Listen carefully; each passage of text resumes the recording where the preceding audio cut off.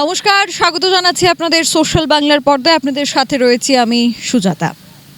আলপনা এবং পিঠেপুলি উৎসব শুরু হয়েছে রাজধানী আগরতলা সংলগ্ন একটি অতি জনপ্রিয় গ্রাম, যার নাম হচ্ছে আলপনা গ্রাম। বিগত বেশ কিছু বছর ধরে কিন্তু আলপনার জন্যে প্রসিদ্ধ এই গ্রামটি। লঙ্কামোড়া এলাকায় অবস্থিত এই ছোট্ট একটি গ্রাম, যে গ্রামে মাটির ঘর রয়েছে এবং সেই মাটির ঘরগুলির দেয়ালে কিন্তু সুন্দর করে আলপনা সেখানে করে রাখেন গ্রামের যারা দিদিমা কিংবা মাসিমারা রয়েছেন, কচি কাঁচা প্রত্যেকের হাতেই কিন্তু এই শিল্পটা রয়েছে, সেটা হচ্ছে আলপনার শিল্প। আমার ঠিক পেছনে আপনারা দেখতে পাচ্ছেন এমনই একটি কুঁড়ে ঘর বা একটি মাটির ঘর, যে ঘরগুলির দেয়ালে আপনারা দেখতে পাবেন প্রায় প্রত্যেকটি বাড়ির দেয়ালেই কিন্তু এমন আলপনা আপনারা দেখতে পাবেন। বেশ কিছু বছর ধরে এই ঐতিহ্যটাকে ধরে রাখার জন্যে বিশেষ কিছু উৎসব শুরু হয়েছে।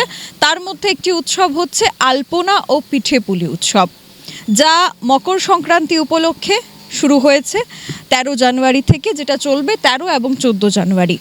আর এতে উপলক্ষ করে আমরা এই মুহূর্তে চলে এসেছি সেই আলপনা গ্রামে, যেখানে পর্যটকরা কিন্তু ধীরে ধীরে ভিড় করছেন। একদিকে পিঠে তৈরি হচ্ছে, আর অন্যদিকে আলপনার একটা প্রতিযোগিতা চলছে। চলুন সেখানেই আপনাদের নিয়ে যাই।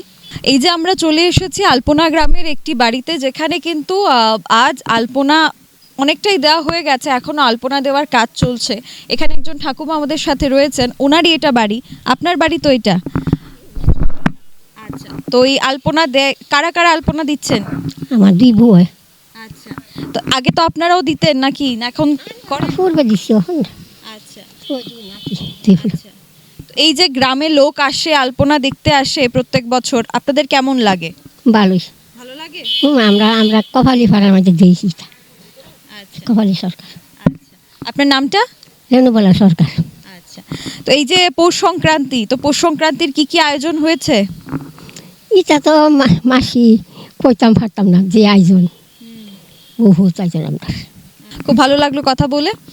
এভাবেই কিন্তু আলপনা দেওয়ার একটা প্রতিযোগিতা যেহেতু ইতিমধ্যেই রয়েছে, তো এই প্রতিযোগিতায় অনেকেই অংশগ্রহণ করেন এবং এখানে আমরা দেখতে পাচ্ছি যে প্রতিযোগিতার জন্য যে আলপনার কাজ সেটা কিন্তু চলছে। তারা এমনিতেই এই গ্রামটার নামই পড়েছে আলপনা গ্রাম, তার কারণ আলপনাটাই হচ্ছে এখানের একটা বিশেষত্ব, এবং এই বিশেষত্বকে কেন্দ্র করে কিন্তু একটা প্রতিযোগিতারও আয়োজন করা হয়েছে এবারও গত বছরের মতো। এবং এই যে প্রতিযোগিতায় যারা সেরা হন তাদেরকে কিন্তু পুরস্কৃত করা হয়। এই যে উনি আলপনা দিচ্ছেন, অনেকটাই ব্যস্ততার মধ্যে আমরা কিছুটা কথা বলে নেব। আপনার নাম? আমার নাম রিবাস মজুমদার। আচ্ছা, এই যে আপনাদের গ্রামে আলপনা গ্রাম নামে এটা পরিচিত, আর আলপনাটা এখানকার একটা ঐতিহ্য, তো এটা কত বছর ধরে আপনারা করছেন? আমরা তো ছোটো সময় থেকে বাবার বাড়িতেও করছি, এখন শ্বশুর বাড়িতে এসেও করতেছি। আমার শাশুড়িও এইসব করছে, মানে আমরাও করি, এটাই আর কি। এই যে পৌষ সংক্রান্তি উপলক্ষে মানুষরা আসেন, এই আলপনা দেখেন বা প্রশংসা করেন, কেমন লাগে? এই যে আয়োজনটা হচ্ছে কেমন লাগছে? ভালো লাগে, খুব ভালো লাগে। এটা কি আপনি প্রতিযোগিতায় অংশগ্রহণ করেছেন? না, এমনি প্রতিযোগিতা না, বাড়ি বাড়ি এমনি আমরা সবার উঠানে দেওয়া হয়, প্রতিযোগিতা না। এই যে পুরোটা আপনি একা করেছেন? না, আমার যাও আছে। কতদিন লাগলো করতে? না, কালকে থেকে না শুরু করেছি।